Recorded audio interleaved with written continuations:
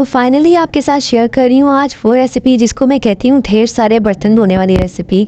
जी जनाब, इसमें बहुत ज़्यादा बर्तन धोने पड़ते हैं, लेकिन इसका रिज़ल्ट इतना ज़बरदस्त आता है और जब आपकी सब तारीफ़ करते हैं और खुश होकर खाते हैं तो आपकी सारी थकन दूर हो जाती है और आपकी सारी मेहनत वसूल हो जाती है। तो अस्सलाम वालेकुम everyone, welcome to hit test, जहाँ आपके लिए मैं हमेशा बहुत अच्छी और मुफीद रेसिपीज़ लाती रहती हूँ। तो चैनल पर अगर आप नए हैं तो इसको सब्सक्राइब कर लें ताकि आपको डेली अच्छी अच्छी रेसिपीज़ मिलती रहें। तो आज हम बनाने जा रहे हैं सिंगापुरियन राइस, जो कि एक बहुत लेंथी अमल है और मेरे वाला जो रेसिपी है ये थोड़ी और लेंथी हो जाती है क्योंकि मैं इसमें थोड़ा एक्स्ट्रा टच देती हूँ, तो जिसकी वजह से इसका मज़ा भी दुबाला हो जाता है। तो आपने अगर इसको पहले से बनाते हैं तो इस रेसिपी को ट्राई करिएगा, आपको बहुत अच्छी लगेगी। और अगर आपने फ़र्स्ट टाइम ट्राई करनी है तो फिर इसको फॉलो करेंगे तो आप इसके ज़रूर फ़ैन हो जाएंगे। तो जल्दी से स्टार्ट करते हैं। इसके लिए सबसे पहले नूडल्स को बॉयल कर लिया है, तो इसको डिफरेंट स्टेप्स में हम डिवाइड करेंगे। सबसे पहले आपने नूडल्स को बॉयल करके रख लेना है, अंडे बॉयल करके रख लेने हैं और फिर हम इसके राइस तैयार करेंगे। तो इसके लिए एक पैन में घी में थोड़ा सा पौना प्याली घी डाला था और उसमें एक छोटी प्याज को लाइट गोल्डन किया था। इसमें 1 स्पून ज़ीरा और 1 बादियान का फूल डाल के और फिर इसमें 1 पाव मटर डाल के उनको फ्राई करके और फिर साथ ही इसमें 2 से 2.5 गिलास चावल लेके मैंने उनको भी जिनको भी गोया हुआ था 2 घंटे शामिल करके हल्का सा भूना था और फिर इसमें पानी शामिल करके इसको कुक होने रख देना है।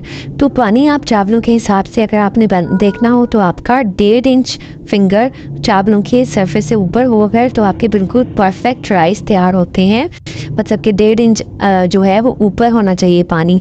तो बस अभी आपने जब इनका पानी ड्राई हो जाए तो इनको दम लगा देंगे 7 से 8 मिनट और फिर ये देखें कितने ज़बरदस्त खिले खिले से हमारे राइस तैयार हैं। तो ये हमारा फर्स्ट स्टेप कंप्लीट हो जाएगा। अब सेकंड स्टेप में हमने इसका चिकन तैयार करना है। तो इसके लिए एक पैन में थोड़ा सा ऑयल लेकर उसमें ½ टीस्पून जिंजर और ½ टीस्पून गार्लिक डाल के उसको हल्का सा फ्राई करना है और फिर जूलियन कट चिकन भी इसमें शामिल कर देना है। तो इसमें सब सब्जियों की कटिंग भी हम जूलियन करेंगे और चिकन को भी हम जूलियन कट ही करेंगे। फिर इसमें स्पाइसेस डालेंगे तो नमक, काले मिर्च और कुटी लाल मिर्च शामिल कर देंगे हस्बे जायका।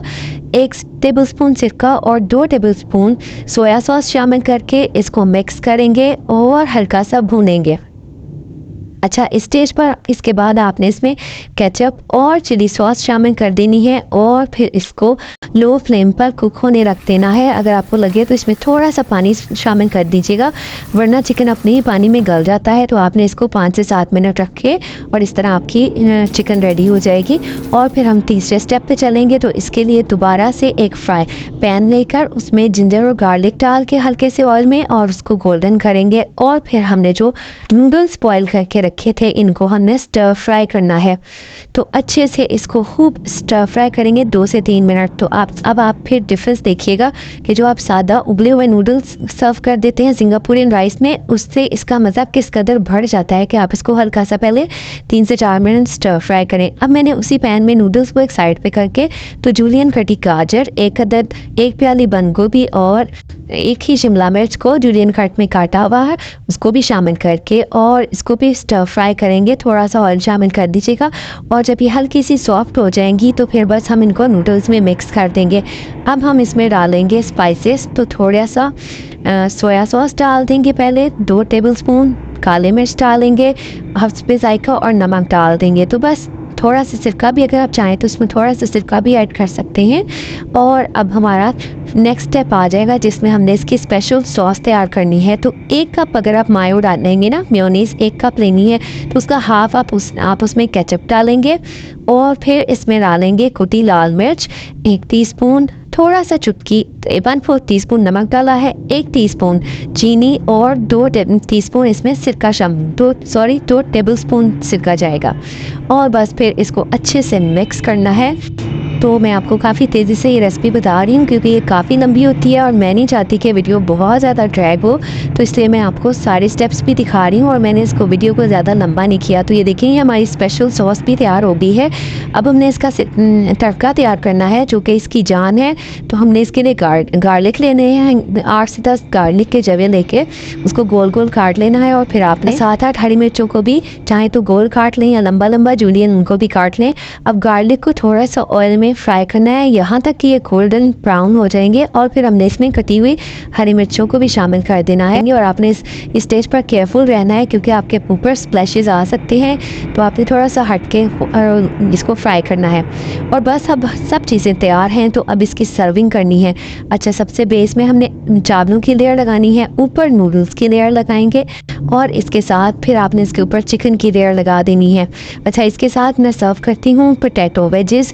आज मैंने थोड़ी सी चीटिंग की है कि मेरे पास फ्रोज़न फ्राइज़ रखे थे, जो कि मैंने आपसे रेसिपी थोड़े दिन पहले शेयर की थी, तो मैंने वही फ्राइज़ थोड़े यूज़ करनी है। तो आपने इसके साथ फ्राइज़ या आपने पोटैटो वेजेस लाजमी सर्व करने हैं, उससे इसका मज़ा और ज़्यादा दुबाला हो जाता है। तो इस तरह मैंने फ्राइज़ को फ्राई कर लिया था और अब इसकी साइड्स पे हम इस तरह फ्राइज़ के साथ गार्निश करेंगे और फिर उबले आलू रखेंगे और इसके ऊपर फिर हम इसकी वाइट सॉस ड्रिज़ल करेंगे और इसका स्पेशल एंड पे तड़का डाल देंगे जो हमने रेडी किया था।